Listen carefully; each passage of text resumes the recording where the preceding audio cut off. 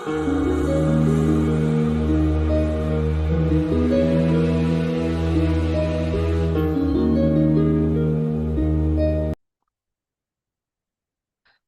hörmətli müəllimlər. Bugünkü videomuzda 2025-ci il müəllimlərin sertifikatlaşdırma imtahanında ingilis dili müəllimlərinə düşmüş test nümunələrinə, imtahan suallarına birlikdə baxacağıq. Ancaq testlərin izahına keçmədən öncə mütləq şəkildə qeyd etməliyəm ki, suallar birəbir eyni deyil. Bəzi suallar sadəcə olaraq yadda qalanlar əsasında tərtib edilsə də, müdavimlər bizə düşən sual tam olaraq bu deyildi kimi rəylər veriblər bizə və ümumi paylaşılan test nümunələri var, xüsusilə də mətnlər və s. Ancaq bizdə müəllimlərimiz bizə düşən mətn o deyildi, bizə düşmüş mətn məsələn bu mövzuda idi yazdıqları üçün bəzi sualları dəyişdirmişəm. Yəni onların rəylərinə əsasən dəyişdirilmiş formada burada təqdim etmişəm. Ona görə də imtahan sualları dəqiq əlimizdə olmadığı üçün təbii ki, suallar birəbir eynilik təşkil etməyəcək. Sadəcə olaraq müəllimlərin rəylərinə əsasən təxmin edilmiş sual versiyalarıdır ki, bugünkü videomuzda birlikdə həmin testlərlə tanış olacağıq.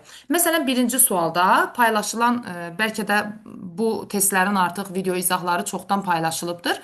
Məsələn, burada müəllimlər bizə qeyd etdilər ki, variantların birində substantivləşmiş sifətlərin yəlik halına aid də bir bənd əlavə edilmişdir və burada bu testi indi izah edəcəm və təbii ki, biz bilirik ki, əgər sifət isimləşirsə, Azərbaycan dilindən qarışdırmırıq. Azərbaycan dilində məsələn biz qoca sifətini substantivləşdirəndə, isimləşdirəndə qocalar deyirik, cəmləşdiririk. Amma ingilis dilində belə deyil. İngilis dilində sifət substantivləşdikdə ismin sadəcə artiklla işlənmə, the article ilə işlənmə variantını qəbul edir.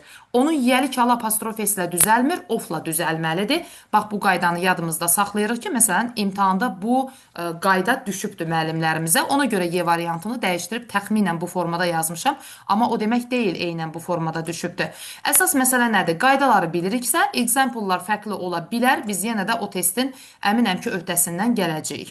Məsələn, burada düzgün variantı axtarırıq biz sayla bağlı və substantivləşmiş sifətlər isimləşdikdə onlara nə cəm olaraq S artırmırıq, nə də ki, biz onların yəlini apostrofeslə düzəltmirik. Onların yəliyi ofla düzələ bilərdi. Bu bənd o baxımdan yanlış olacaq. Doğru cavab olaraq deməli belə bir variant götürmüşük. 1/3 of the America's rivers have changed color. Baxırsınız ki, 3də 1-i deməkdir və saylardan biz bilirik ki, surətimiz 1-dirsə, məxrəcimiz sadəcə sıra sayına keçir. Surətimiz 1-dən böyükdürsə, məxrəc sıra sayına keçməklə bərabər həm də S artırılmalı idi. Ona görə də ki, yanlışdır məsələn. Sonra, 1/3 of America's rivers have changed. Amerika kəsr saylarında və faizlərdə mübtəda xəbər uzlaşmasında biz ismə baxırıq. Yəni, kəsirlərdən, faizlərdən sonra gələn çaylar cəm olduğu üçün xəbərimiz də cəmdə olacaq. Sayımız da düzgün istifadə edildiyi üçün doğru cavabı götürmüşük D variantı. Amerikanın çayları biz bunu apostrofesindən düzəldə bilərikmi? Bəli, insanların, heyvanların, coğrafi adların, zaman mənalı sözlərin, şirkətlərin, təşkilatların yəlik hallarını biz apostrofeslə verə bilərik.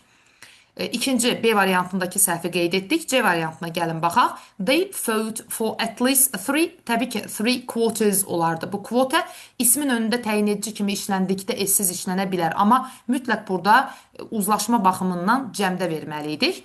A variantına baxsaq, adult passenger deyir. The first and the third deyirsə, yəni eyni adam həm birinci, həm üçüncü sərnişin ola bilməz. Əgər mən deyirəmsə ki, birinci və üçüncü sərnişinlərə səyahət pulsuzdur, o zaman da burada isim cəmdə olmalı idi. Yəni, qaydaya əsasən iki müəyyən artiklı sıra sayı eyni ismə aiddirsə, o zaman bu isim söhbət cəmdən getdiyi üçün cəmlənməli idi. Məhz bu baxımdan birinci testimizdə doğru cavabımız D variantı olacaq. İkinci test tapşırığımız kozativə aiddir. Testi bu formada tərtib etdik. Amma düzü müəllimlərimiz deyirdi ki, müəllim kozativdir, bu cür baxanda testə çox rahat gəlsə də orada biraz düşündürücü gəlirdi. Yəni, ola bilsin ki, biraz orada struktur necəsə başqa bir formada verilibdi. Bəlkə də birə-bir eyni yazmamışıq. Amma təxminən mövzu icbar növə aid olubdu. Feilin düzgün formasını müəyyən etməliyik. Və burada bir də xitabın işləndiyini vurğuluyurlar ki, müəllimlərimiz və xitabla olan cümlə tərkibində icbar növün yazılması tələb edilirdi. Your hair has grown long, sənin saçların uzanıb. Peter, sən gərək onu kəsdirəsən. Və biz kozativlərdən, icbar növlərdən bilirik ki, məlum növdə birinə bir işi gördürmək, deyirik ki, get to-nu al gəl. Get someone to do something, have someone do something olur.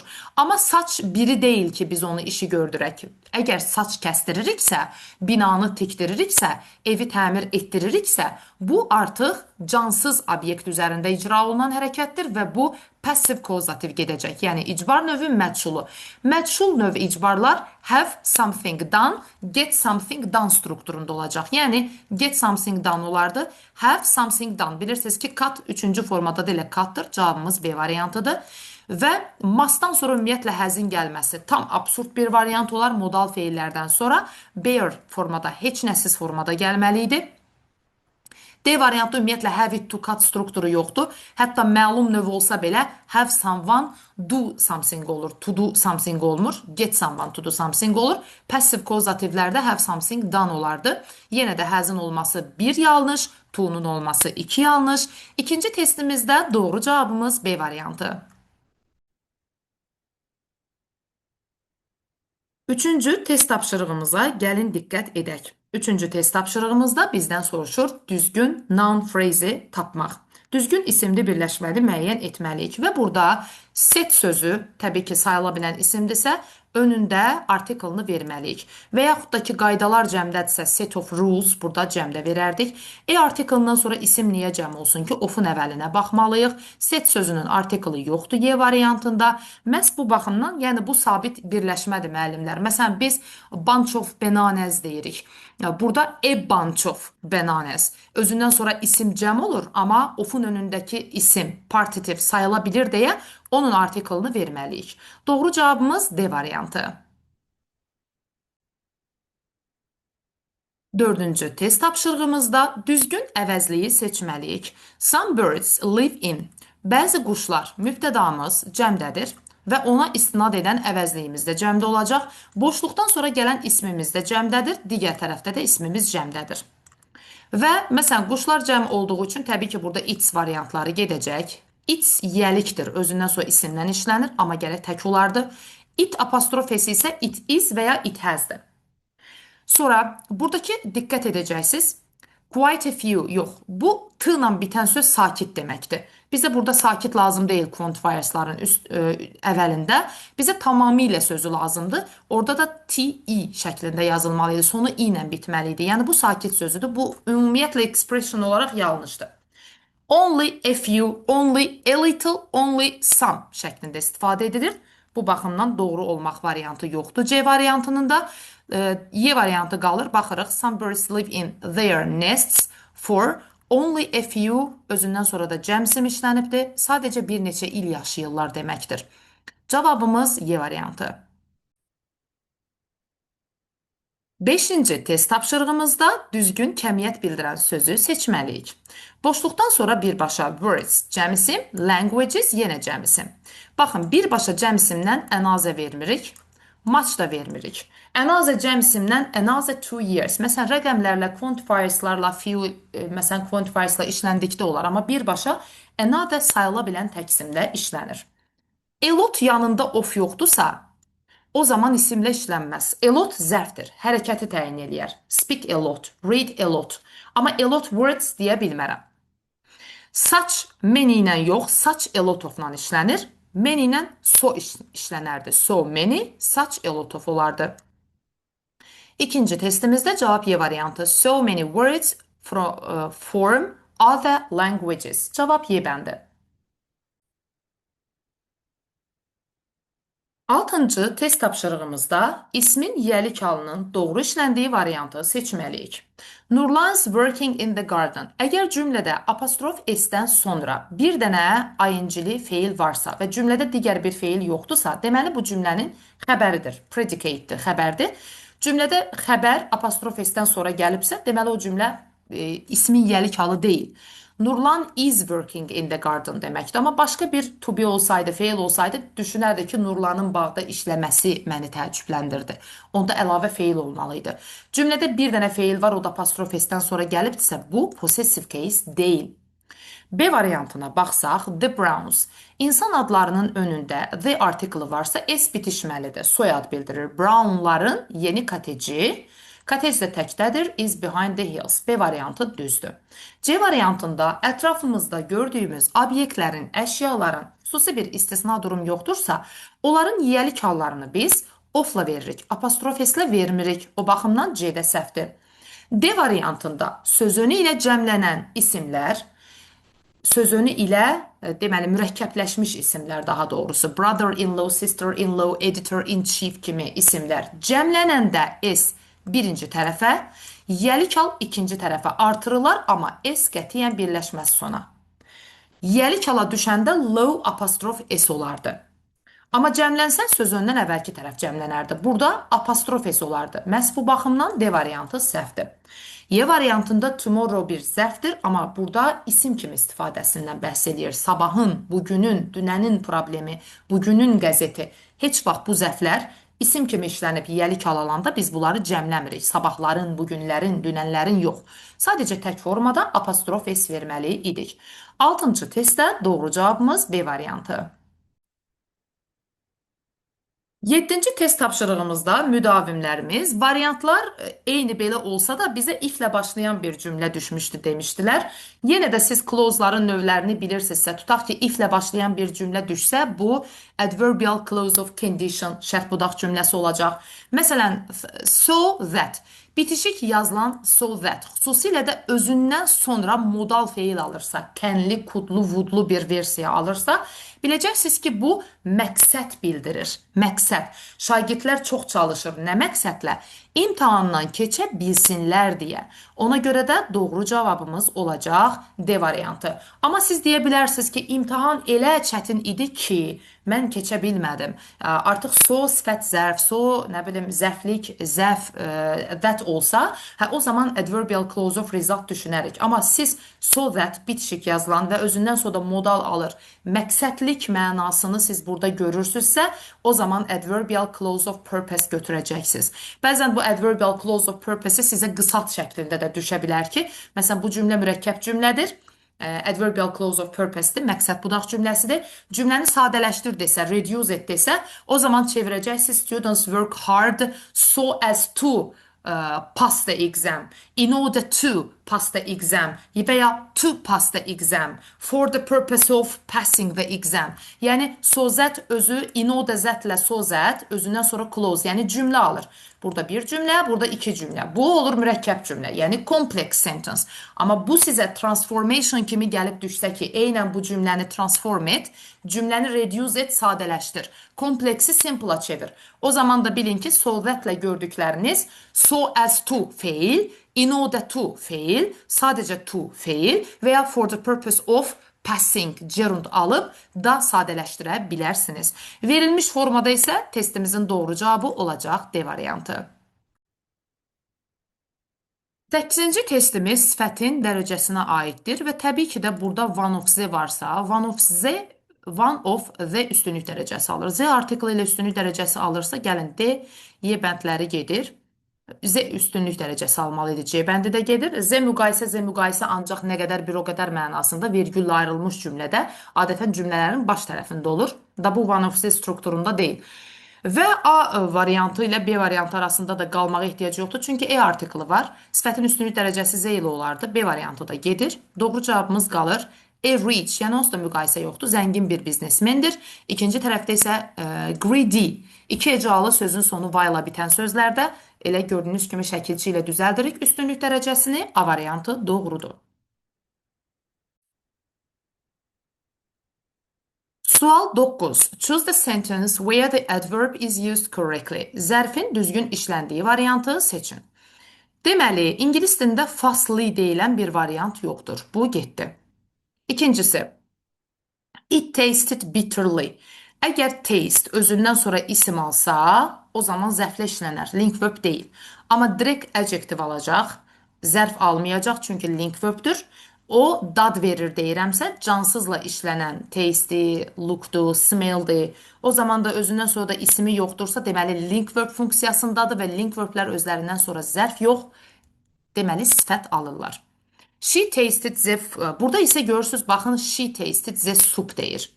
Artıq özündən sonra isim var. Yəni bu link verb kimi tanıdığınız feillər özlərindən sonra direkt sifət alırlar. O zaman zərf almırlar. Amma özlərindən sonra isim varsa artıq burada bağlayıcı feil funksiyasında deyil. Bildiyimiz action, hərəkət bildirən feildir. O zaman da artıq zərflə verməliydik. She tasted the soup carefully olardı. Children sang happily. Uşaqlar sevinə-sevinə mahnı oxuyurdu. Mahnı oxumaqda bir hərəkət var. Hərəkəti təsvir edənsə sifət yox, zərf olmalıdır. D variantı düzdür. The host welcomed us friendly. Friendly sözün sonu elva ilə bitsə belə zərf yox, sifətdir. Əgər biz welcome burada bilirsiniz hərəkət bildirən sözdür, xəbərdir. Feilin necəliyini təsvir ediriksə onu sifətlə yox, zərflə verməliyik. Ya bunu mən warmly deməliyəm zərflə, ya da ki mən bunu in a friendly way, in a friendly manner, bu şəkildə in, way, in, manner kimi ifadənin ortasında artıq sözönlü bir ifadə şəklində verə bilərəm. Yenə friendly orada adjective olacaq, amma cümlədə verdiyi məna adverbial olacaq, zərfli olacaq. Amma birbaşa belə hərəkəti friendly təsvir edə bilməz. Çünki friendly sifətdir. Doğru cavabımız 9-cu testdə D variantı. 10-cu test tapşırığımızda biz bir if clause görürük, yəni şərt budaq cümləsi və burada artıq qaydalar stabildir ki, bilirik ki, if tərəfi, hər iki tərəf indiki sadə olsa, bu fakt cümlələrində istifadə olunur, amma the house təkdə olduğu üçün belongs olardı ən azından, getdi və if clause'larda mütləq zaman uzlaşmasına əməl etməliyik. İndiki sadə ya da indiki sadə gələcək. Heç vaxt gələcəyi keçmişlə vermirik burada. Sonra digər variant yadınızda qalsın. If clause'ların hər ikisi eyni zaman ola bilməz. Past olmaz. Past perfect olmaz. Would, will qətiyyən olmaz. Burada sürüşdürmə mütləq olacaq. Yəni pastla would veririk. Past perfectlə would have done, could have done, might have done veririk. İki tərəfini eyni verməyin. Sonra if'in digər tərəfi past, if olan tərəfdə would işlənə bilməz. If olan tərəfdə would istisna durumlarda would modal feil kimi işlənə bilərdi. O zaman da past ikinci tərəfdə bu cür uzlaşmamız doğru deyil. Amma doğrudur B variantı və if olan tərəf keçmiş və would o deməkdir ki, cümlə qeyri-real cümlədir. Sadəcə olaraq reallığa ziddir. Biz bunu təxəyyülümüzdə canlandırırıq. If the house belonged to me, o deməkdir ki, bu ev mənə məxsus deyil. Sadəcə deyirəm ki, bu ev mənim olsa, I would sell it. Sataram mən onu. Amma ev mənim deyil, sata bilmirəm. Doğru cavab if olan tərəf keçmiş, digər tərəf would, could, might ola bilərdi. Verilən cavablardan B variantı uyğundur. 11-ci test tapşırığımızda boşluğa uyğun gələn doğru zaman formasını yazmalıyıq və before görürük. Before. After ilə before bir-birinin tərsidir. After'də əlifbanın birinci hərfidir. Past perfect və pastla işlənməsi baxımından after özü tərəfdə past perfect digərində sadə alsa da AB, before əlifbamızın ikinci hərfidir. AB. Ona görə də öz tərəfində yox, past perfect'i ikinci tərəfində alır. Before olan tərəfdə past perfect vermirik. Bunları çıxıram. Onsuz da bu had came, bu belə bir zaman yoxdur. Had özündən sonra participle to alır. Came isə participle to forması deyil, past formasıdır. Deməli, olacaq sadə zaman finished və ya came. Öncəsi isə before tərəfi keçmiş sadə olanda öncəsi keçmiş bitmiş olardı. Və had came deyilən bir zaman forması təbii ki yoxdur. Doğru cavabımız D variantıdır. Before tərəfi simple pastda, digər tərəfi past perfect, yəni had participle to. Cavab D. 12-ci test tapşırığımızda məchul növə çevirmək tapşırılır və burada təbii ki, məchul növü artıq zamanlar üzrə necə dəyişir? İndiki zamanda əmizar participle to, keçmiş zamanda was were participle to, used to ilə düşsəydi, burada məsələn istifadə etməkdir, adi bir feildir.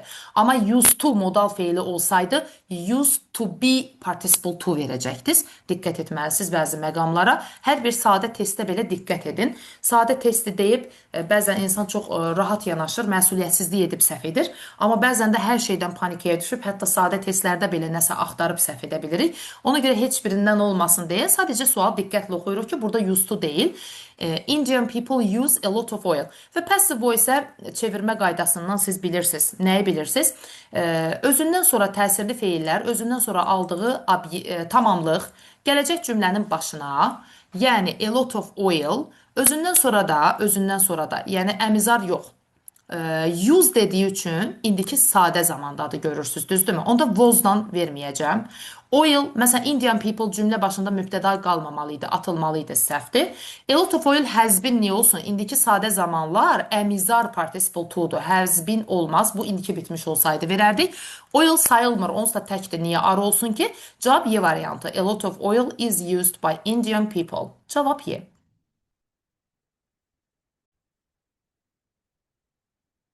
13-cü test tapşırığımızda so do I, nay və do I tipli cümlələrdə bildiyimiz qaydalardır ki, cümlə təsdiqdədirsə so-la, inkardadırsa o zaman nay və ya da nurla qayıdırıq.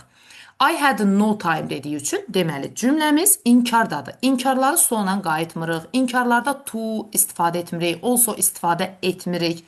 Nay və ya da nurla qayıdırıq. Və burada baxırıq ki, I had no time. Diqqət etməlisiniz ki, had əgər təkdirsə cümlədə, yanında başqa feil yoxdur. Məsələn, had been, had gone, had spoken. Başqa bir feil olsaydı, yəni past perfect olsaydı, bəli, hadlə qayıdardıq. Amma cümlənin yeganə xəbəridir və yaxud da have got olsa have-lə qayıda bilirəm, amma got yoxdur. Have təkdirsə özü ilə qayıda bilmirik. Modaldırsa had to, have to yenə özü ilə qayıda bilmirik. Ancaq gərək bu past perfect olsaydı, yanında başqa participle to'lu feil olsaydı had-lə qayıdardıq biz. Belə olanda had-lə qayıtmırıq. Çünki bu cümlənin əsas feilidir. Digər əsas feillər kimi keçmişdə olanda necə did-lə qayıdırıq, bunu da did-lə qayıdacağıq. Baxın, had olan variantlar gedir. Doğru cavabımız qalır C variantı. Nor did my brother. Sorry, I had no time to help you. Üzr istəyirəm, vaxtım yoxdur sənə kömək etməyə. Deyir ki, heç qardaşımın da həmçinin. Qardaşımın da vaxtı yoxdur. C bəndi doğrudur. 14-cü test tapşırığımızda choose the correct exclamatory sentence. Düzgün nida cümləsini seçməyimiz tələb edilir. Təbii ki, burada A article ilə boys. Burada article və ismin uzlaşması pozulub. A article-dan sonra cəmsimi olmaz. A variantını oxumağa belə dəyməz. What nice boys has the woman. Yəni gördüyünüz kimi burada nida cümlələrində niyə bu özdə əsas feil önə keçib? Bu inversiya deyil ki, bu əsas feil önə keçsin. Bu da yanlışdır. Cümlə nəqli cümlə strukturunda davam edərdi. Cümlənin əsas feili xəbər cümlə başına keçərdi. Məsələn, cümlədə söz önlü inversiya olardı, xəbər cümlənin başına keçərdi, o durum olardı. Amma burada elə bir durum yoxdur. Nida cümləsidir. Nəqli cümlə formasında davam etməliyik. B variantında söz sırası səhvdir. Xəbərin önə keçməsi. C variantı. What nice boy. Whatdur, saçdır. Biz baxmalıyıq ki, ümumiyyətlə isim sayıla bilən təkdirsə, mütləq onun artiklı olmalı idi. What a nice boy olardı. Məhz bu baxımdan səhvdir. D variantı. What nice boys the woman has. Düzdür. Çünki whatlu nida cümlələrində isim sayıla bilən təkdirsə, qeyri-müəyyənlik artiklı en yazılır. Amma cəmdirsə artikl yazılmır. What nice boys the woman has. Qadının necə yaxşı uşaqları var. Və burada söz sırası da doğru şəkildə verilmişdir. D variantı düzdür. Y variantı niyə səhvdir? What nice the woman has. Ümumiyyətlə cümlədə hər şey qarışıqdır. Heç bir söz yerində deyil. What the woman. Yəni burada D variantındakı kimi olmalı idi. Necə də yaxşı uşaqları var qadının, yenə də həzin önə keçməsi, cümlədə söz sırası yanlış verilmişdir. 14-cü test tapşırığımızda doğru cavabımız olacaq D variantı.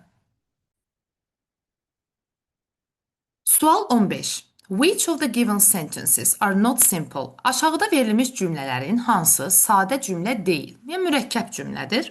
Simple sentence sadə cümlə, complex sentence tabeili mürəkkəb cümlə, composite sentence ümumiyyətlə mürəkkəb cümlənin ümumi adıdır.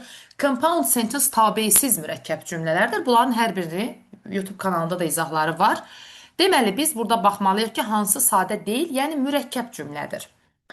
Və baxırıq 1. I went to bed early because I felt tired. Mən yatmağa tez getdim çünki. Ümumiyyətlə, I went Bir mübtəda, bir xəbər. Mən getdim. Bu baş cümləmizin mübtədası xəbəri. Səbəb budaq cümləsidir. Niyə? I feel tired. Burada da digər mübtəda xəbər. Yəni iki mübtəda, iki xəbər. Başın ayrı subject verbi, budağın da ayrı subjecti verbi. Yəni mübtədası xəbəri varsa deməli bu mürəkkəb cümlədir. Bizə deyir ki, hansılar simple deyil. Bəli, bu simple deyil. Bunu götürə bilərəm. Tik qoyuram. 2. A person is happy. Burada artıq a person mübtədamız, to be xəbərimiz is happy. When everything is under control. Cümlə nə cümləsidir? Cümlə deyirəm ki, insan xoşbəxtdir. Nə zaman? Hər şey kontrol altında olanda. Adverbial clause of time'dır. Zaman budaq cümləsidir. When önündə isim gəlib onu təyin etsəydi, o zaman adjective clause olacaqdır. Burada isə anda əmdə kimi tərcümə edirsiniz. Yəni when zaman budaq cümləsi də ola bilər. Bildiyiniz kimi bu mənada when, while şəklində istifadə oluna bilərdi. Burada da everything ikinci budaq cümlənin mübtədası, yenə də görürsüz budağın mübtədası xəbəri də var, başın mübtədası xəbəri də var. Bu da simple deyil. She said sorry after understanding. Əgər desəydim she said sorry after she had, məsələn burada yazsaydım after she understood. Artıq burada afterdən sonra mübtəda xəbər olsaydı cümlə simple olmazdı. Amma cümlə qısaltmaya gedib, əgər afterdən sonra ing gerund gəlibsə, deməli bu cümlədə baxıram ki, burada ancaq she said sorry, elə cümlənin bir dənə mübtədası var, bir dənə də xəbəri var. Artıq burada gerundlar, participle'lar cümlənin xəbəri deyil, onsuz da bu cümlə sadədir. Because of söz önüdür. Because-la verilsəydi birdəki kimi, bəli, mürəkkəb olardı, amma because of, despite, in spite of, bunlar bəli söz önüdür. Cümləni cümləyə bağlamır. Bura qədər onsuz da phrase'dir. Pis havaya görə subjectimiz we'dir, predicate'imiz canceled'dır. Yəni ləğv etdik. Bir mübtəda, bir xəbər var. Cümlə sadədir. Bir də şərt oxuyursunuz. Sadələri çaşıb seçmirsiniz. Sualı bir oxuyun. Cavaba gedin, təkrar cavab variantını qaralamadan suala bir də baxırsınız. Sadə olmayanlar 1 və 2. Doğru cavab A bəndi.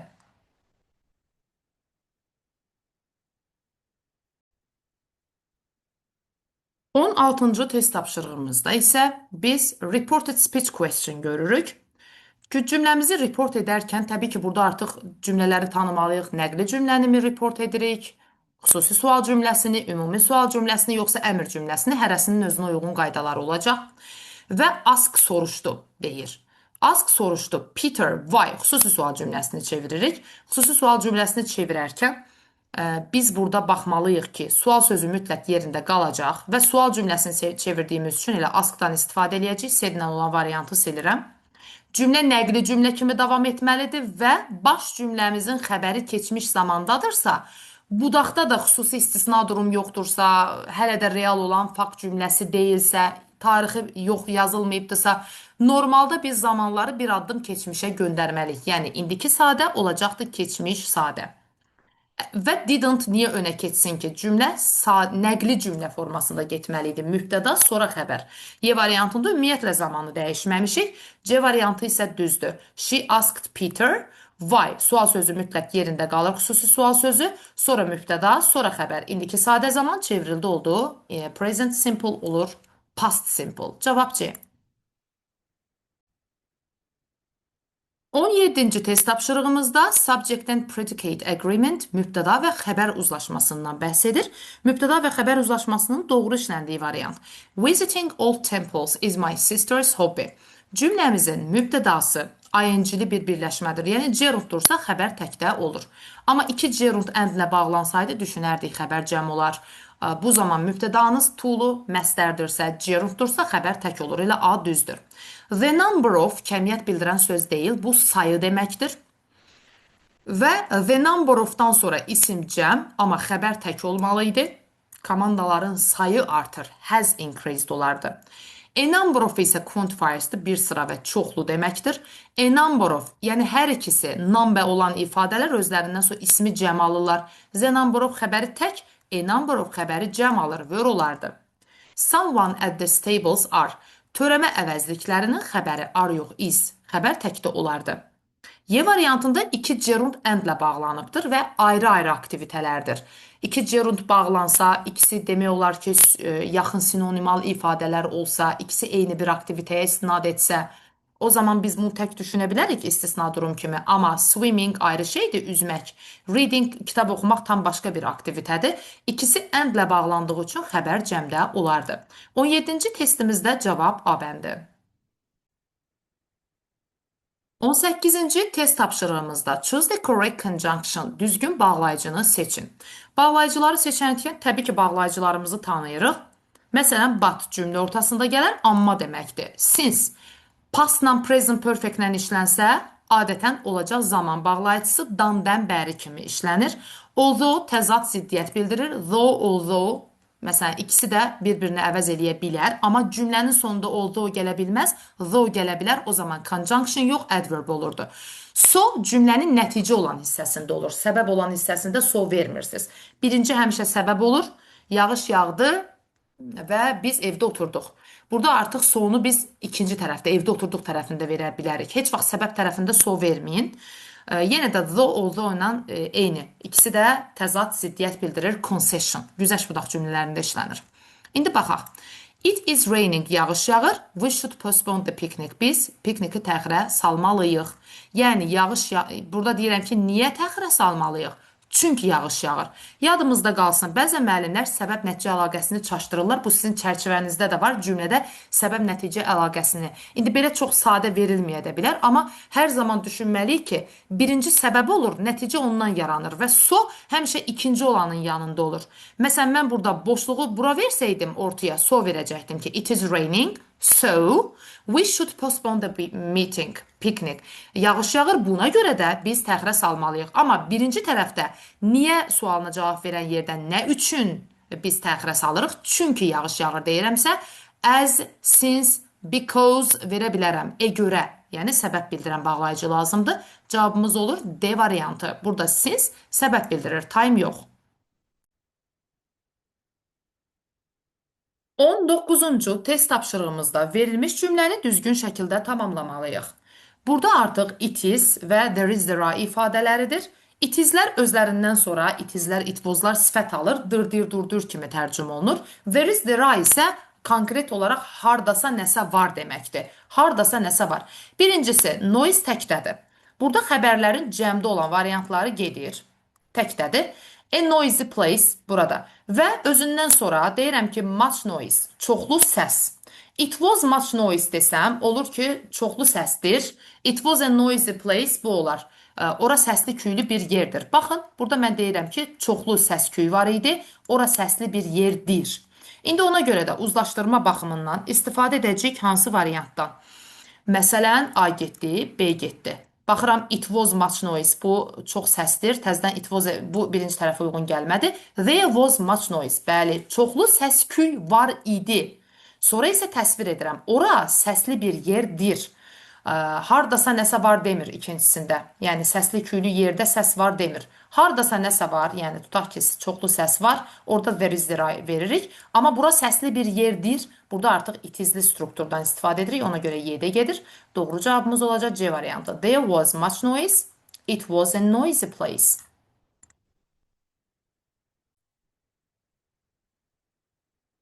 20-ci test tapşırığımızda talk to the doctor and wait for.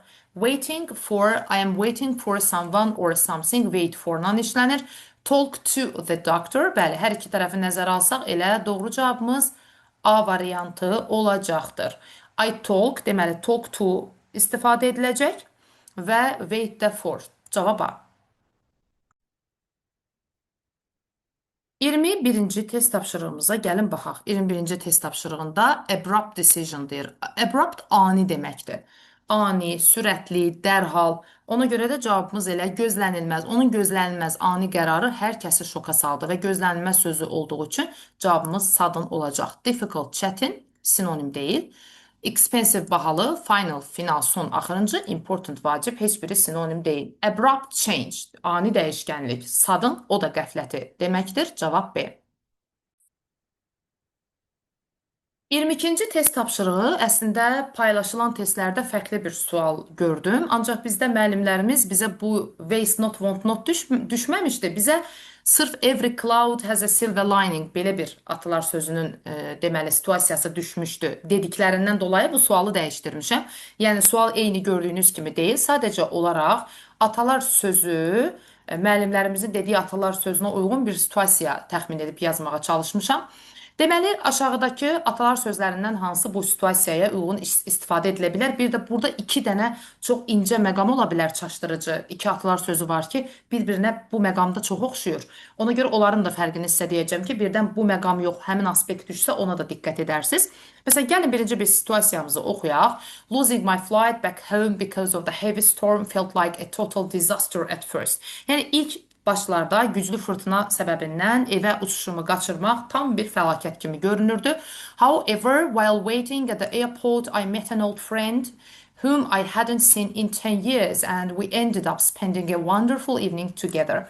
Hərçənd ki, hava limanında gözləyərkən 10 ildir görmədiyim köhnə universitet dostumla qarşılaşdım və birlikdə gözəl bir axşam keçirdik. I suppose it just goes to show that. Yəni məncə elə bu yerdə deyilir ki, tutaq ki, yəni güman edirəm ki, bu hadisə bir daha göstərir ki, waste not, want not. Saxla zamanı, gələr zamanı. İsraf etməyə ehtiyacın olmasın. Burada israfçılıqla bağlı heç bir situasiya yoxdur. Weather the storm isə çətinliyə öhdəsindən gəlmək, çətinliyə sinə gərmək, çətinliyə rəğmən sağ qalmağı bacarmaq kimi bir situasiya da yoxdur. Every cloud has a silver lining. Bəli, bu düzdür. Hər şərdə bir xeyir var. İndi deyəcəm a blessing in disguise. Bu da hər şərdə bir xeyir var deməkdir. Mənaları yaxındır, amma tam da eyni deyil. Digərlərini də deyim, onu da izah edəcəm. Easy does it. Easy does it, yavaş ol, tələsmə deməkdir bu situasiyada deyil. Hang in there nə deməkdir? Yəni döz, təslim olma, dişini sıx, pes etmə. Hang in there bu mənada istifadə edilir. Və o ki qaldı a blessing in disguise. Bu da məktəb dərsliklərindən belə bir atalar sözdə keçmisiniz. Every cloud has a silver lining. Bunu da keçmişik. Deməli, birincisi burada gördüyümüz atalar sözü proverbs istifadə edilir ki, yəni pis hadisə, yəni yenə də pis olaraq qalır. Açar söz üçün belə deyim ki, yəni burada öncədən pis görünən hadisə nə idi? Mən aeroporta, yəni uçuşum gecikdi. Yəni yenə də gecikdi, mən yenə də evimə gələ bilmədim da. Yəni bu gecikmə prosesi yenə də dəyişmədi. Sadəcə olaraq içində başqa bir müsbət cəhət tapılıbdı. Yəni negativ olaraq da qalır. Sadəcə həmin pis bir şey olsa da, amma yenə də sonradan nəsə içindən yaxşı bir cəhətləri də olduğu üçün biz bu C variantındakı idiomu istifadə edirik. Məsəl üçün tutaq ki, mən deyirəm ki, ayağımı sındırdım. Amma nəhayət ki, uzun vaxt üzərində çalışdığım kitabımı yazdım, bitirdim. Hə, burada deyə bilərəm ki, yəni yenə də ayağımın sınmağı axı negativ bir şeydir. Bu nəticə dəyişmir. Sadəcə olaraq vəziyyətə uyğun yenə də yaxşı bir göstərici olduğu üçün every cloud has a silver lining bu situasiyada istifadə edərik. A blessing in disguise isə ümumiyyətlə pis şey olaraq qalmır. Öncə bizə pis görünən bir situasiya sən demə çox yaxşı bir şey imiş ki, ümumiyyətlə sonradan faydalı bir şeyə çevrilir. Yəni pis görünən bir hadisə sonradan məlum olur ki, sən demə yaxşı ki belə olubmuş. Amma mən ayağımı sındırdığım üçün sonradan heç vaxt demirəm ki, yaxşı ki ayağımı sındırmışammış. Bu hər bir pis bir şeyin içində yaxşı bir nəsə varsa, bəli, bu idiomu istifadə edirik. Amma məsəl üçün tutaq ki, işdən çıxmışam və bütün ümidlərimi itirmişəm. Yerlə yeksan olmuşam ki, mən işdən çıxdım, bərbad bir iş gəldi başıma. Amma daha sonra öz şirkətimi qururam. Ondan da gözəl bir işə sahib oluram. Artıq budur a blessing in disguise. Çünki işdən çıxmaq mənə əvvəlcə faciə kimi görünürdü, amma sonradan sən demə həyatımın ən böyük dəyişkənliyi elə bununla bağlı imiş. A blessing in disguise bax bu mənada istifadə edilir. İndi burada yoxdur, sadəcə olaraq düşər deyə deyirəm ki, bir-birlərinə çox incə bir məna fərqləri var. 22-ci testdə cavabı götürdük C variantı. 23-cü test tapşırığımızda hansı söz go feili ilə işlənə bilməz? Go shopping, go red qızarmaq, go swimming, üzməyə getmək, go home evə getmək. Amma homework istifadə edilə bilməz təbii ki. Biz homework'ı do homework deyə bilərik. Ev tapşırığı etmək. Cavabımız B variantı. 24-cü test tapşırığımızda hansının mənası make an effort to achieve or complete something difficult mənasını verir. Çətin bir şeyi əldə etmək və ya tamamlamaq üçün səfərbər olmaq, yəni səy göstərmək, cəhd göstərmək. Gördüyünüz kimi burada investigate araşdırmaq deməkdir, realize başa düşmək, elə attempt cəhd etməkdir. Arrive gəlib çatmaq, check isə yoxlamaq. Doğru cavabımız olacaq C variantı. Çünki cəhd etmək deyirsə elə C-ni götürəcəyik. 25-ci test tapşırığımızda You start eating healthy food. It will be useful for you. Sənin üçün faydalı olacaq. Sən sağlam qidalar yeməyə başlamalısan. Yaxşı bir aktivitədir, müsbət bir fəaliyyətdir. Yəni, negativ olsaydı, məsələn, çaya zibil atmaqdır, israf etməkdir, onda etməməlisən deyərdik. Məsələn, mustn't gedir. Must düzdür. Must'ı biz strong advice kontekstində istifadə edirik bəzən. Gözəl bir film görmüşük, deyirik ki, sən mütləq buna baxmalısan. Yəni, vacib deyil ha, sən bunu baxmalısan. Amma sadəcə o qədər çox tövsiyə edirik sizə. O zaman must'la strong advice istifadə edilə bilir.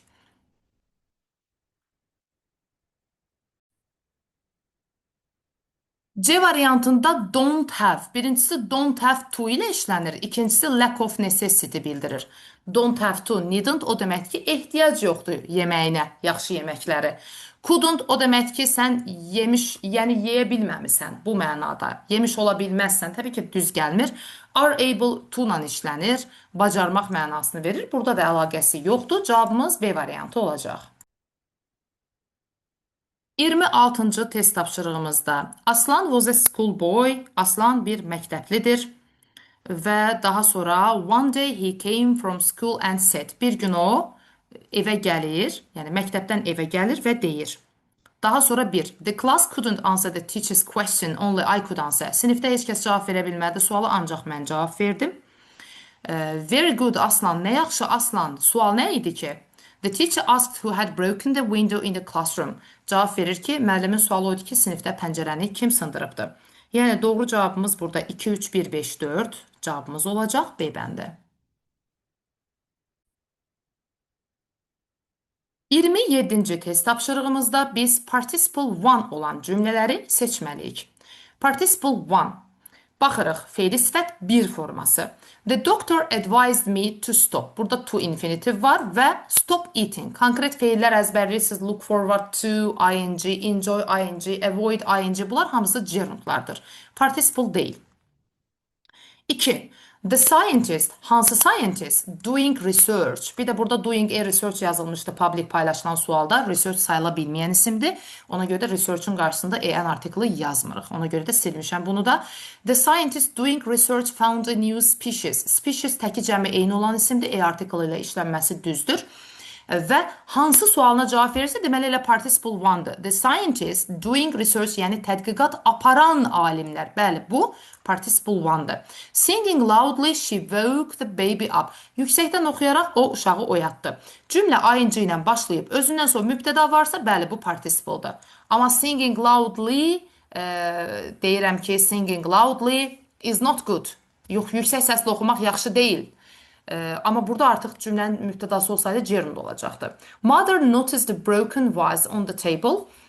Okay, burada isə participle to var. Ana gördü nəyi? Sınmış vazı. Mış deyirik. Bu participle to'dur. Participle one deyil. Bizə participle one'lar lazım idi. O da B variantı, yəni 2 və 3 olacaq. 28-ci test tapşırığımızda təqdim edilən mətn digər paylaşılan suallarda başqa bir mətnlər verilmişdi, amma müəllimlərimiz bizə həmin mətn düşməmişdi, onunla əlaqəsi yox idi və düşən mətni sadəcə Azərbaycan dilində mənə dedilər ki, yəni belə bir mövzuda mətn düşmüşdü. Cavablar da təxminən buna yaxın idi. Yəni müəllimlərin Azərbaycan dilində bizə dediyi qeydlərə əsasən tərtib etdiyim ingilis dilində bir mətn tapşırığıdır ki, yəni rəylərə əsasən tərtib edilmişdir. Böyük Çin səddi ilə bağlı bizə bir mətn düşmüşdü. Belə bir boşluq var idi. Variantda cavab bununla bağlı bir şey idi. Həmin o fikirlərə əsasən tərtib edilmiş sualdır. Yəni birə-bir eyni olmaya bilər. Hər dəfə də bunu vurğulayıram ki, sonra deməyəsi yox, bu sual deyildi bizə düşən. Təbii ki, eyni olmayacaq. Sadəcə Azərbaycan dilində rəyə əsasən sual tərtib ediriksə, burada birə-bir eyni olma ehtimalı biraz azdır. Amma demək olar ki, əsas məğzi eyni olacaq. İndi burada nədir? Böyük Çin səddi haqqında bir mətindir və boşluq verilmişdir. Burada Böyük Çin səddindən bəhs edir, nə zaman tikilməsi və s. İndi boşluğun əvvəlinə baxacağım, bir də sonrasına. Contrary to popular belief, the wall was not built all at once. Yəni, ümumi inancın əksinə, hamının inandığının əksinə divar bir dəfəyə tikilməmişdir. Yəni, o tədricən dəyişilmiş və genişlənmişdir. İndi bu fikrə əsasən tədricən genişlənmişdir. Məsələn, burada cavab olaraq götürmüşük B variantı. The primary purpose of building these massive fortifications was to protect the empire from foreign invaders and nomadic raids. Yəni bu kütləvi istehkamların tikilməsinin əsas məqsədi imperiyanı xarici işğalçılardan və nomadic raids, yəni köçəri basqınlardan, hücumlardan qorumaq idi. Yəni əsas məqsəd bu idi primary ki, basqınlardan qorusunlar. Also, it served as a vital border control mechanism. Amma sonra da binanın axı deyir ki, get-gedə genişlənibdir, modify olub, expand olubdur. Ona görə də biz dedik ki, ilkin məqsədi binanı xarici işğallardan, daxili hücumlardan qorumaq idi. Bundan əlavə, bina həm də digər funksiyalar üçün də istifadə edilir deyirik. Yəni B variantındakı. Burada artıq sərhəd gömrük funksiyası kimi çıxış edirdi. Ticari, məsəl üçün, funksiyası var idi İpək yolunun tənzimlənməsində. Manage immigration, immiqrasiyanı tənzimləyirdi və s. Duties on transported goods. Digər funksiyalarını xatırladırıq. Burada furthermore, digər əlavə bir cümlədə yazmışam. Bu da müəllimlər mətndə belə bir fikirdə var idi qeyd etdikləri üçün. Deməli, doğru cavabımız orada oldu. Həm əvvəlki cümlə ilə, həm sonraki cümlə ilə əlaqələndirsək B variantıdır. A variantı deyil. A variantı niyə deyil? Çünki burada müasir texnologiya ilə tikilməsindən bəhs edir, amma bundan danışmırıq. Sing folklore features numerous romantic legends. Burada romantik əfsanələrdən bəhs edir. Most part of the wall have completely disappeared due to, yəni total lack of historical documentation. Tarixi sənədləşdirmənin tam əksikliyindən bəzi yerlər yoxa çıxıbdı. Amma özündən sonra həmçinin bu kimi funksiyası var, o kimi funksiyası var demirik. Y variantı it was designed exclusively tourist attraction. Özəl olaraq, xüsusi olaraq turist attraksiyonu kimi dizayn edilibdir. Yenə də görürsünüz boşluqdan sonraki variantla bunun əlaqəsi yoxdur ya da əvvəllə əlaqəsi yoxdur. Ona görə biz götürdük ki, tədricən get-gedə genişlənib inkişaf edibdir. Yəni əvvəlki ilkin məqsədi işğaldan qorunmaq idisə, sonra fərqli funksiyalara da xidmət edibdir. Cavabımız oldu 28-də B variantı.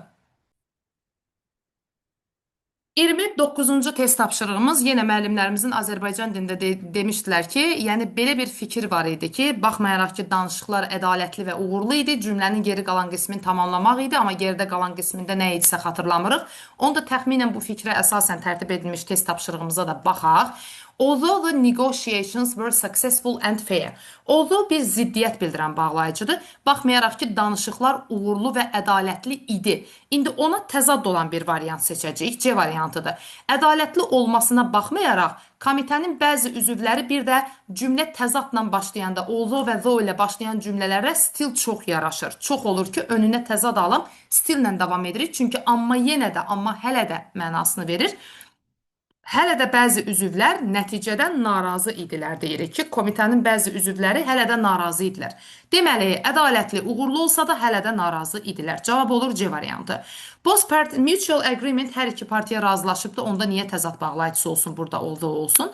B variantında son kontrakt imzalandı dərhal, gecikmədən. Onda nə əlaqəsi oldu ki, uğurlu olmasına baxmayaraq?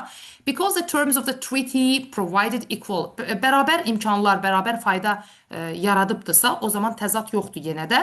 It marks a significant milestone, yəni tarixdə önəmli bir dönüş nöqtəsi oldu. Yenə də deyirəm ki, burada təzad lazım idi.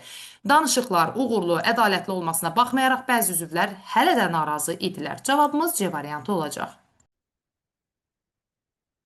30-cu test tapşırığımız yenə müəllimlərin Azərbaycan dilində belə bir mövzuda bizə bir mətn düşmüşdü. Dedikləri əsasında tərtib edilmiş tekstdir.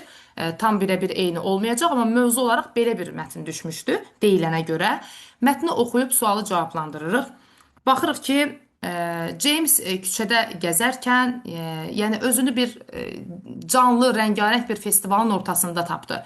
Atmosfer çox elektrik idi, icra yəni möhtəşəm idi, performans magnificent, çox gözəl paltarlar geyinmişdilər və s. O da festivals chosen king and queen began to dance. Festival üçün seçilmiş kral, kraliçə başladılar rəqs etməyə, mahnı oxumağa, ənənəvi melodiyalarla. Çox gözəl bir görüntü idi və as a professional photographer, deməli bu James peşəkar bir fotoqraf olaraq indistinctly racist, xüsusi olaraq kamerasını qaldırdı ki, bu anları lentə alsın, çəksin. Hərçənd ki, bizə də nə deyirdi? Mətnə əsasən onu təsirləndirən, fotoqrafı festivalda təsirləndirən nə idi? İndi baxırsınız ki, What struck him the most was not the grandeur of the performance, but the pure. Baxırsınız ki, burada bizə nə deyir? Deyir ki, amma onu diqqətini çəkən heç də, yəni onu valeh edən ifaçıların əzəməti deyildi. Ön sırada rəqs edən uşaqların üzündəki saflıq, yəni saf sevinc idi. Yəni bir sözlə saf sevincə görə belə çox sevinibdi və onların gülüşü onu tamamilə cəlb etmişdi. Yəni James sonra deyir o qədər xoşu gəldi ki, kamerasını aşağı saldı və dayandı və qərarı aldı ki, bu anları çəkməsin. Sadəcə həmin anları, yəni canlı olaraq yaşasın. İndi baxırıq A variantı, rich historical background, zəngin tarixi background, qətiyyən əlaqəsi yoxdur. B variantına baxsanız, qeyri-adi oxumaqları xeyr. Bizə dedi ki, sadəcə orada onu cəlb edən, valeh edən uşaqların sevinci idi. Yəni tam saf sevincləri idi. Exceptional singing olmadı. Uniquely designed colorful kostyumlar değildi. Əsl xoşbəxtlik və həyəcan idi. Uşaqların nümayiş etdirdiyi o saflıq, o xoşbəxtlik. Bəli, 30-da D variantı bizim doğru cavabımız olacaq. The professional quality of the photographer, ya da burada da artıq peşəkar keyfiyyətindən bəhs etmir fotoqrafın. Doğru cavabımız onu, yəni təəccübləndirən şey orada məhz o uşaqların üzündəki saf sevinç hissi idi. Əsl sevinç, xoşbəxtlik hissi idi ki, o da D variantında doğru verilibdir. 31-ci test tapşırığımızda müəllimlərimizdən birinin dediyinə görə the meal you cook, sənin bişirdiyin yemək is always tasty. Belə bir cümlə düşmüşdü bizə cümlə tamamlama qismində deyilənə görə. İndi cümlə tamamlama qismində the meal, hansı meal, hansı ki sən bişirirsən, you cook. Is always, to be-dən sonra da always, is always tasty formasında cümləni tamamlamaq. Baxırıq the meal you cook is always tasty. Doğru cevabımız B variantı.